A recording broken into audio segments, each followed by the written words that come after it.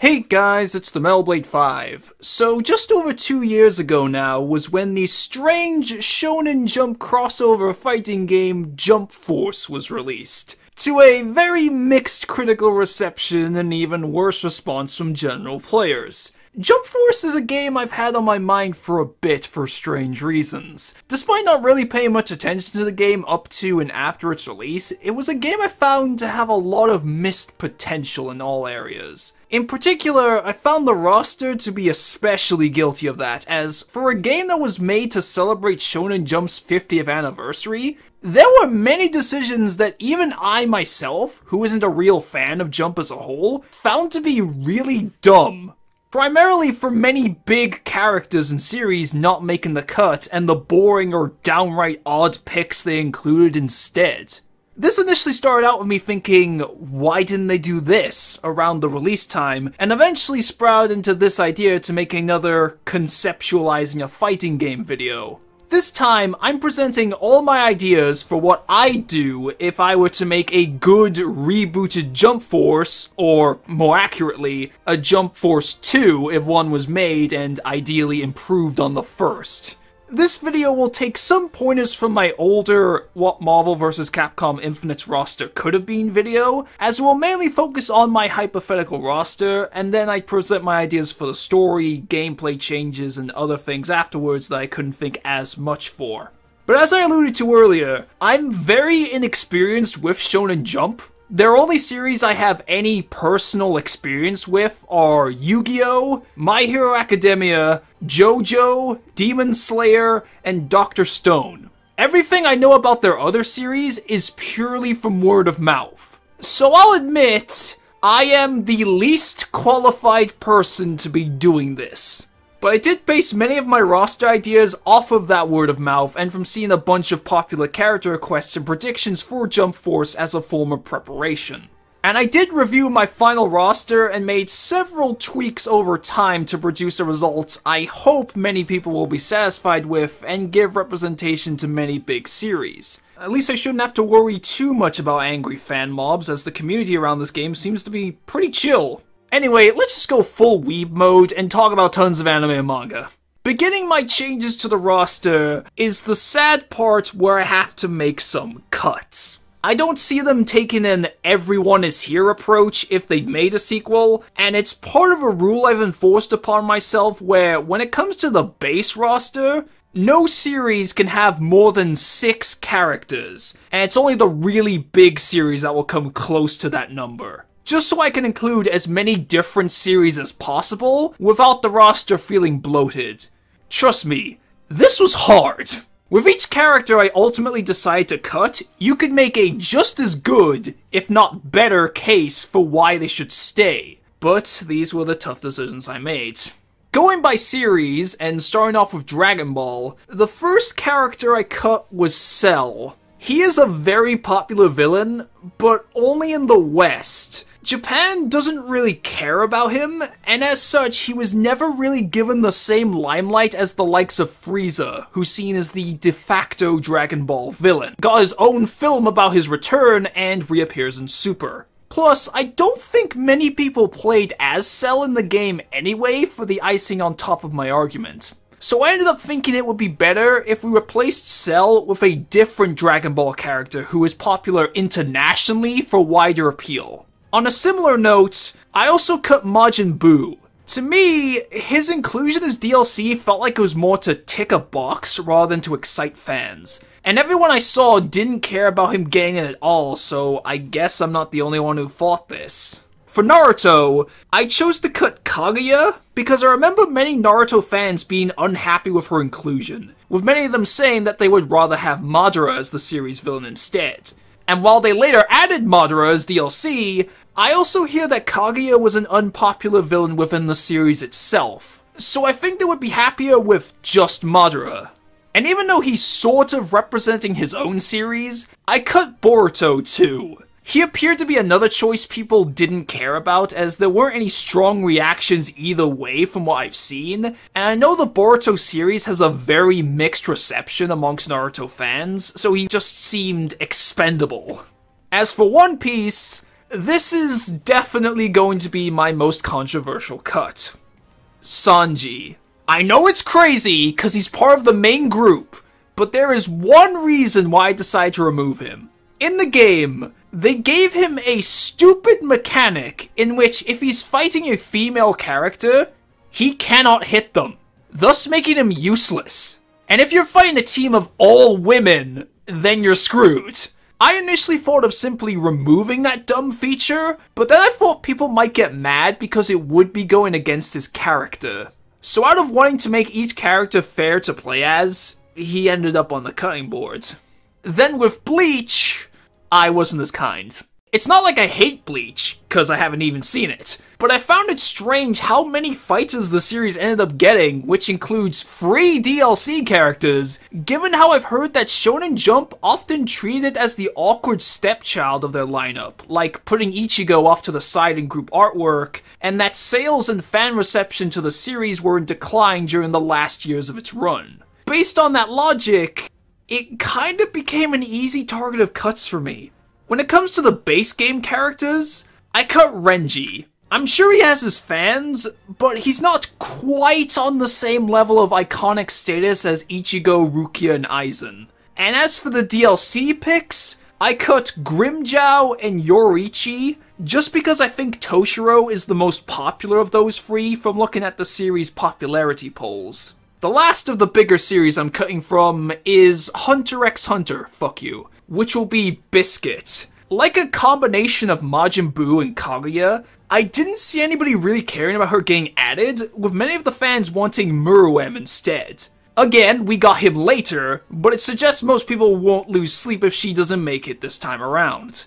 After that, I also chose to cut Dai. I know his anime recently got a remake, but again, I didn't see anyone giving a shit or even remotely getting excited by his announcement, so he ended up just kind of being there. Plus, I think Ryo did the whole legacy character thing better as he's older, and appeared to get more of a positive reaction from players. Additionally, I have an idea for another legacy character that I personally think would be more exciting. Lastly, this goes without saying, but I'm also cutting the Jump Force original characters, Cain, Galena, and Prometheus. I'm not opposed to these kind of characters being in this type of game, but I think we should prioritize already established ones with existing fan bases for a crossover, and the story will be completely different here, so there'd be no reason for them to exist anyway. Now moving on to the actually exciting part, as I go over my picks for new characters. Starting off with newcomers from series that already have fighters in Jump Force. Beginning with Dragon Ball again, and my idea for Cell's replacement, Beerus. He is a very popular villain turned somewhat anti-hero in both Japan and the West, as well as arguably being the most iconic character added in the modern era of the series. Likewise, part of my reason for adding him was so he can specifically represent Dragon Ball Super in the game, and thus the modern era in general. Plus, he's the kind of character I think would fit really well in this kind of game of having super powerful manga characters fight each other, since he's the god of destruction, with many of his specials and definitely his super move utilizing all of his godly and planet-destroying abilities to annihilate his opponents. Then for a new Naruto character, and sort of acting as Kaguya, Boruto's replacement, I chose Rock Lee. He too is a pretty popular character in the series, and certainly more beloved by fans than the other two. Hell, I'd argue he's more iconic than some of the Naruto characters already in the game, given I've seen more of him. And what I do know about him is that he doesn't have the same kind of ninja abilities as many other characters in the series, so he'd also have a different playstyle to make him more unique. That's all I had for the really big series, but for my next choice and my new legacy character pick, I'm actually adding another Saint Seiya character. I'm very unfamiliar with the series, but I have heard about this next character and think they'd be a really cool addition. Hades. He is the final big bad villain of the series, and what I do know about Saint Seiya is that all the characters are ridiculously overpowered, so he'd ideally be another highly destructive fighter that would make him fun to play as. And on that note, he is a galactic-level threat who wants to effectively destroy Earth and wipe out humanity. And this is a game where you could make him fight the likes of Frieza and Beerus. That would be the kind of interaction I think Jump fans would love to see. And for the last series I wanted to add newcomers to, it is Black Clover. So in the base game, we got Asta and Izuku to represent the more recent Shonen Jump series. Then My Hero Academia got 3 DLC characters, while Black Clover got nothing. And I don't know why. While I obviously haven't seen Black Clover, and have heard very mixed things about the anime, the series as a whole, and namely the manga, has still been very successful in its own right, so I definitely think it deserves another character, and the clear choice there is Yuno. He's the rival character of the series, and the most important one after Aster, where I know the plot basically boils down to them competing for the title of Wizard King, and I hear Yuno himself is highly proficient in magic, which makes him both powerful and a good representative of the magical world of the series that gets excluded when you just have Asta. However, I'm not done here, because I'm actually adding a second Black Clover newcomer, since I think the series is big enough to deserve 3 slots. And the obvious choice now is Noelle. She's probably the most important character after Aster and Yuno, and I know for sure that she is really popular amongst fans, as even I have seen many people regard her as one of the best executions of the main girl character present in pretty much every Jump series due to her development. I'm pretty sure there's some people who may even like her more than Yuno, so I thought, let's make both sides happy. And I think she could have a unique playstyle that slightly focuses on zoning with her water magic, and having her awakening state be her getting the Valkyrie armor. With that out of the way, I now move over to even more exciting things, as I now go over completely new characters. Those from series that do not have any playable characters in Jump Force. There's certainly a lot more here, but with one exception, every new series I'm adding is going to have only one fighter, either because I didn't think they were quite big enough to get another one, or there just wasn't a good choice after the protagonist. So let's start off with the character who should have been playable in the first place.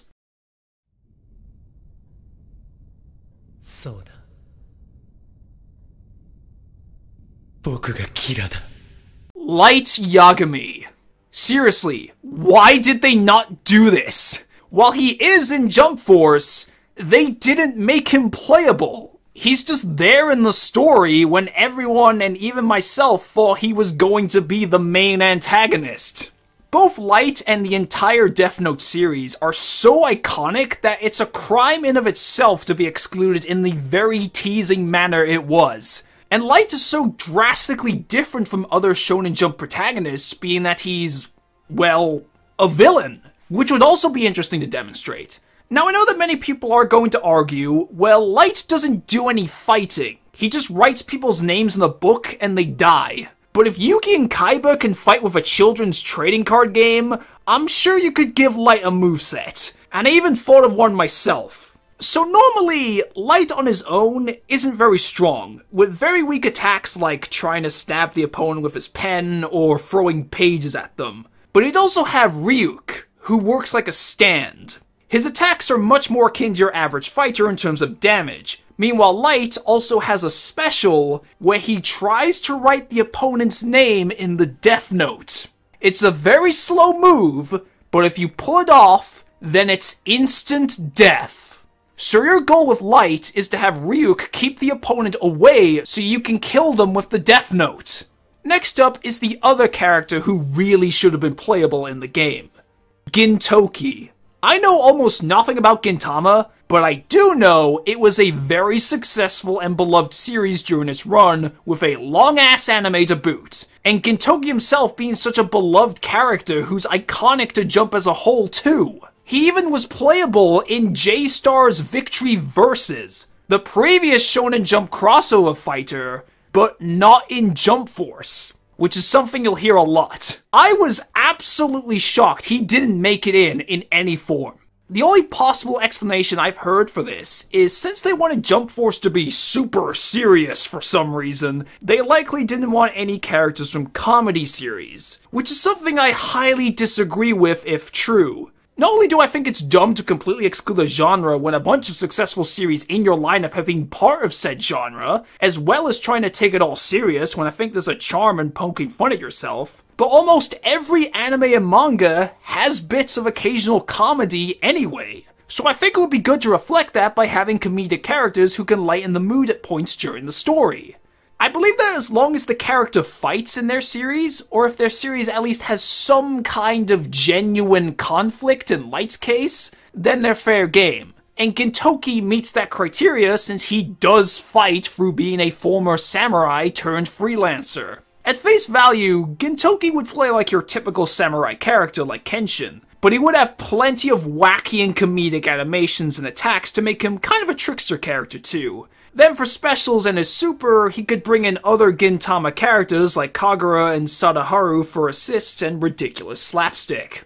Now for another samurai-like character, and the one you all saw coming. Tanjiro. Demon Slayer has become a massive hit that if it wasn't for Jump Force's stupid handling of DLC that I'll touch on later, he probably would have been in the game by now. Not only was the anime a huge hit on its own, where the whole reason why I ended up watching it was because people wouldn't shut up about it, but also the film beat the record for the highest grossing film in Japan, and the manga outsold One Piece last year. The only time that has ever happened to my knowledge. With results like that, it's practically an inevitability that Demon Slayer will be featured in a future crossover game should it happen. Tanjiro as a fighter would be much more like your typical samurai character, but with his added water breathing techniques to mix things up and having the big ass water dragon attack for his super move. And this will probably come as no surprise either, but Demon Slayer is the one new series that will have multiple fighters, cause whether you love it or hate it, you can't deny its success, and that would most likely translate to more representation. For a second Demon Slayer character, I wanted someone who was both a major character and would play noticeably different from Tanjiro. And partially inserting my own bias into this, I came to another likely controversial conclusion. Zenitsu. Everybody's gonna get mad at me because they find him annoying, but I honestly love him. He's my favorite character in the series. Now I know what you're also thinking. Zenitsu's a complete wimp. He's scared of everything. He's the Luigi to Tanjiro's Mario. He wouldn't work as a fighter at all. Well, that's actually the logic behind my idea for his moveset. I envision Zenitsu as being the Phoenix Wright of this game. Normally he's very weak when it comes to everything and is constantly freaking out, but after meeting a certain requirement, he'll fall asleep, which sends him into his Zen state and turns him into the strongest character in the game, as well as granting access to his super move. Then he eventually wakes up and turns back to normal. On to the next series with another character who got screwed out of the game, Medaka. One thing I did see of this game up to its release was many people requesting and predicting her being playable, but nothing came of it. Then after hearing a bit more about Medaka Box, I came to learn more of just how popular of a character she is in general. She's often regarded as being the most successful female protagonist in Shonen Jump, despite it being aimed towards teenage boys. With a legacy like that, combined with high fan demand and having also been playable in J-Stars, I felt it was a no-brainer to add her.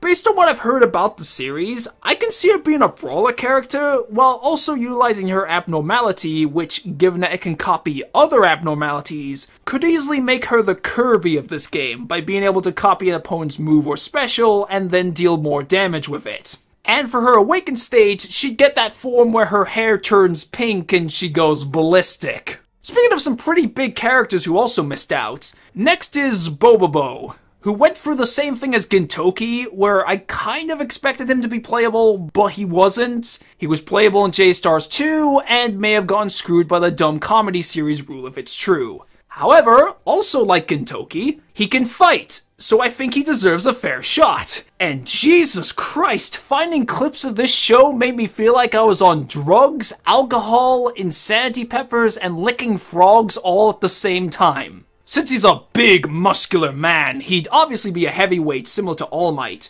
but would have plenty of moves which involve attacking with his nose hair. Plus, I know that his series does make references to other Jump series, with plenty of cameos too. So I thought of an idea where one of his specials is basically a mystery box that randomly selects a special from one of the other characters in the roster and uses it. Yeah, another big character who missed out, and I should stop saying this as it effectively applies to every newcomer from here on out, Koro-sensei. Assassination Classroom was a huge hit during its run, and he's a very iconic Jump character as a result. And oh look, he was playable in J-Stars too! Why does that game have such a better roster? The only potential explanation I've heard for his exclusion is due to the Avatar character, where they copy the moveset from one of the other fighters, and since he isn't humanoid, it wouldn't work. Well, we're not having an Avatar this time around, so that's no longer an issue. And on top of his likely tentacle attacks, he is simply a super powerful alien who threatens to destroy the Earth. So there's likely plenty of strong attacks you can pull from that concept. And on that subject, they could even give him a bunch of unique interactions with the Dragon Ball characters since they're used to this sort of thing. Next, and now straying back to the darker side of things, we have Alan Walker. First off, he was in J-Stars, though as an assist. Second, D. Gray Man is a long-running series that I believe is still going from what I've looked up, and is popular in Japan. Maybe not quite as popular as some of the other series I've gone over, but still nothing to be scoffed at. Even I heard of D. Gray Man before learning that it's in Shonen Jump. And Alan himself has the potential for a very versatile and fun moveset that combines all the attacks available to him, from his sword, his innocence abilities, and his curse. And as he fights a lot of demonic beings, there's also potential for unique interactions he could have with Tanjiro. Now for one of the characters I know the least about in this roster, who admittedly only got on because of fan demand, is Suna. I had never heard of this guy until several weeks before the game came out, as he too was someone many people were requesting and predicting, but didn't show up. Then I forgot about him until remembering all that when planning out the roster for this video. But like I touched on with Medaka, the high fan demand is there, and he was in J-Stars, so I think they should go for it. It took me forever to find anything about his series, including the name, though I couldn't find enough that could make me think of anything for a moveset aside from punching with that flaming hand of his.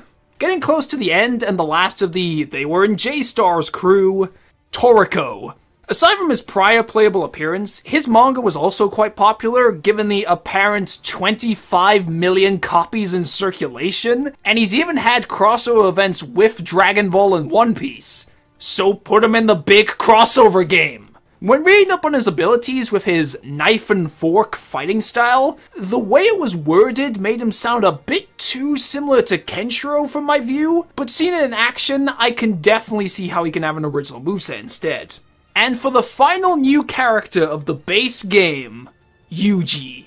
In a similar vein to Demon Slayer, Jujutsu Kaisen has become a massive hit, partly because of the anime, which I remember seeing advertised everywhere, and also something people won't shut up about. I didn't even know Jujutsu Kaisen was in Shonen Jump until just before making this video. So he was admittedly a last-minute addition, and everything I know about the series comes from a quick Wikipedia search I did upon learning that fact, but given how big the series has become, I think he definitely deserves a spot. You know, just take all the crazy shit he's shown to do from all the fight scenes, and you at least have the foundations for a moveset there. I do know that he's sort of possessed by the bad guy of the series, so you kind of get two characters in one with him, and maybe you could make his awakening state out of that, but I'm not confident enough to say for sure.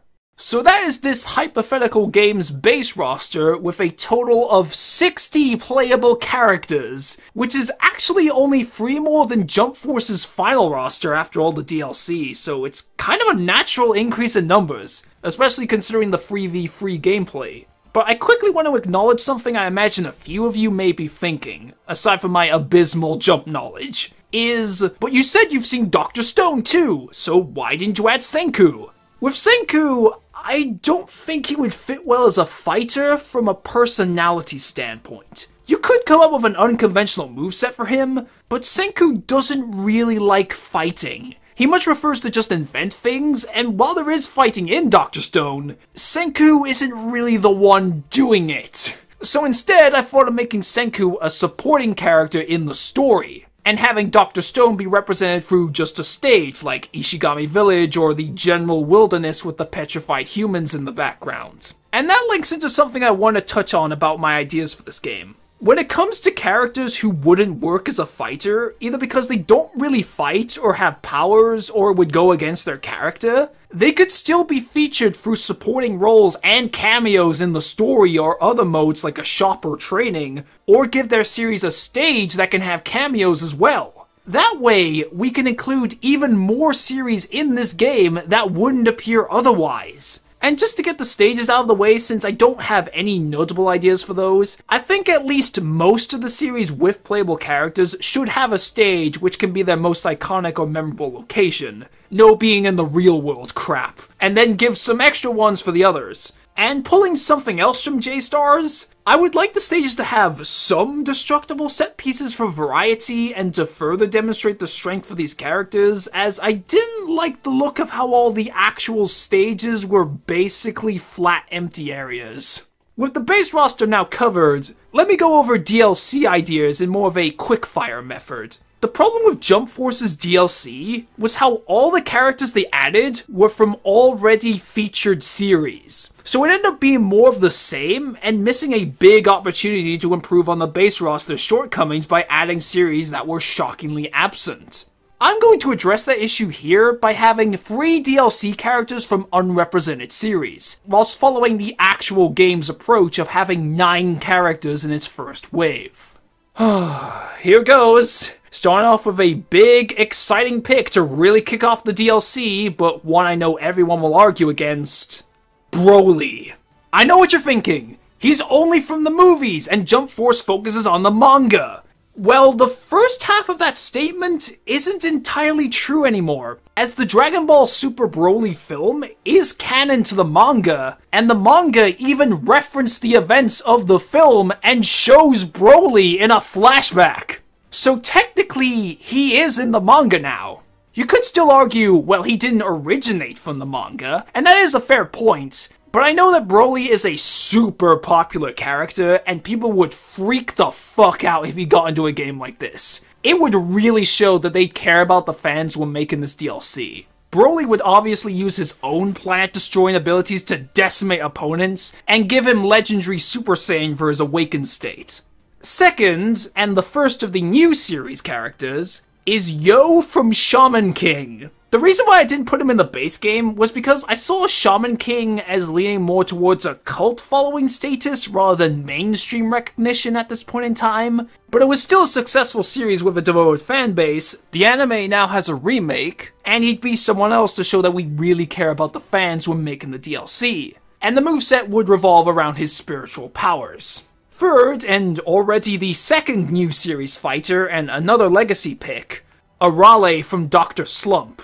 Her reason for not being in the base game was I didn't want to have too many jokey characters in the base roster, since those tend to be few in numbers in fighting games, and she's less of a fighter in her own series. This is kind of going against my rule of the comedy series characters, but I'm willing to make an exception for someone like her due to the legacy behind her of being what Toriyama made before Dragon Ball, and the manga selling really well at the time, with her moveset being entirely slapstick against her opponents, similar to how she played in J-Stars.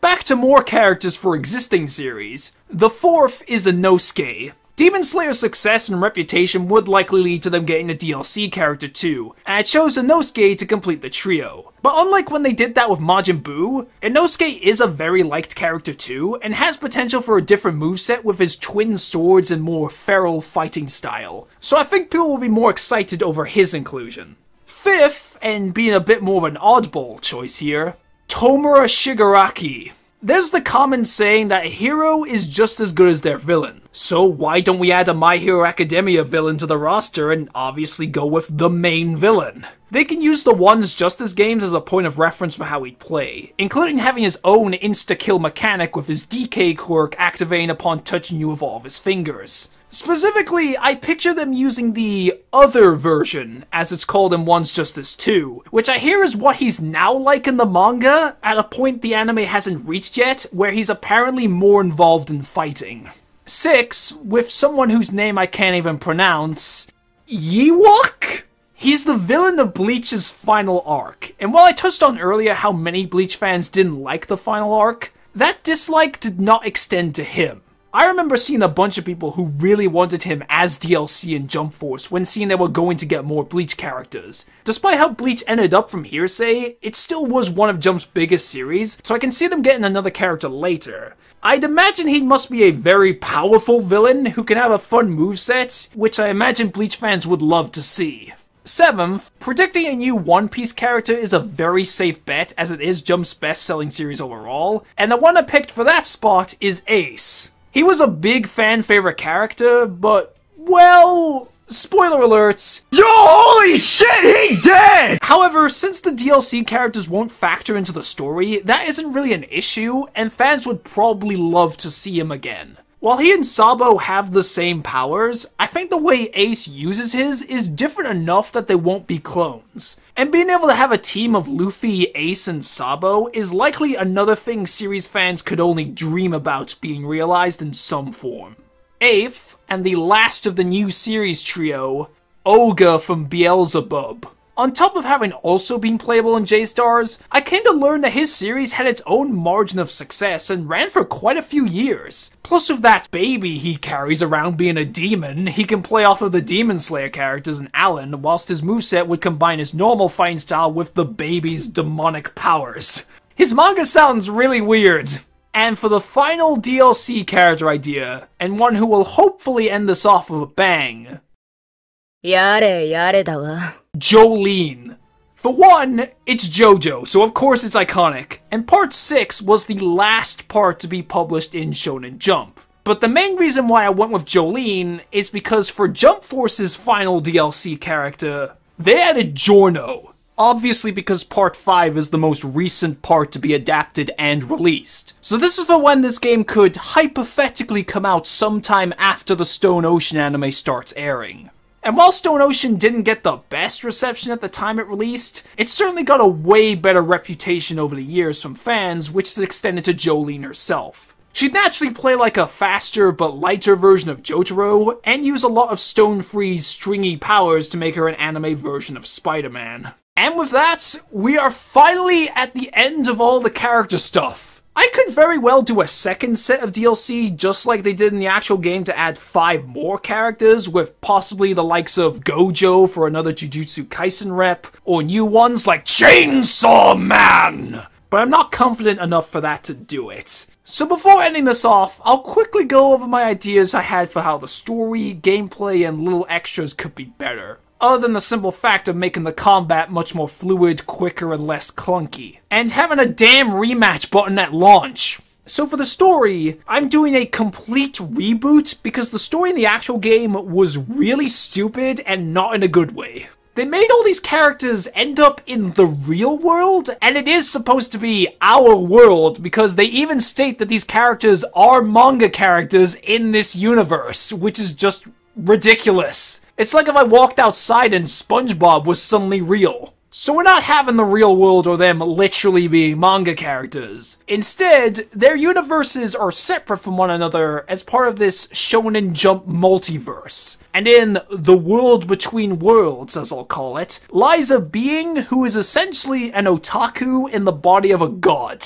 They've been stuck having to view the events of these universes while doing nothing else, and out of boredom wishes to directly control these worlds. So they break down the boundaries between the worlds and fuse them together so that they can inhabit this world and claim the most powerful artifacts and abilities from these worlds to keep them fused forever and become their overlord. Meanwhile, all the heroes from different worlds end up fighting each other, causing complete chaos while villains like Frieza and Hades want to use this opportunity to destroy more worlds. Ultimately, the good guys team up, forming the Jump Force this time around, taking care of the villains and discover the true threat and face off against the Otaku God for the final battle. Then for the gameplay and extras, first off, in the game, they used a realistic art style when these characters were clearly not designed to look realistic in the first place. Instead, I'm taking pointers from Marvel vs. Capcom 3, which used a comic book aesthetic, and suggesting the usage of an anime cel shading or manga look to better match the characters' origins, and so those who are drawn in different art styles can blend together better. Speaking of Marvel vs. Capcom, just copy over the same combat system. Give each character on a team their own health bar, and the match is over once every character on one side is being KO'd. I found it dumb how in the game, they made it 3v3, but only have one shared health bar. It made the 3v3 feel like an afterthought. Oh, and give each character an actual victory animation, which plays for the one who was in control upon winning, rather than just having them all stand there. And to finish off with other modes, aside from the obvious ones, let's have an arcade mode which ends off with the story's final boss and gives an ending for the character who landed the killing blow. After that, all I thought of was a shop which uses in-game currency to buy things like concept arts, alternate colors, skins maybe, and other items like illustrations and manga covers for the characters from their original work. I even thought of the illustrations having descriptions of the characters like Smash Bros trophies, so people who may be unfamiliar with a character can learn about them, and it can act as a nice way to sort of advertise their series without feeling corporate.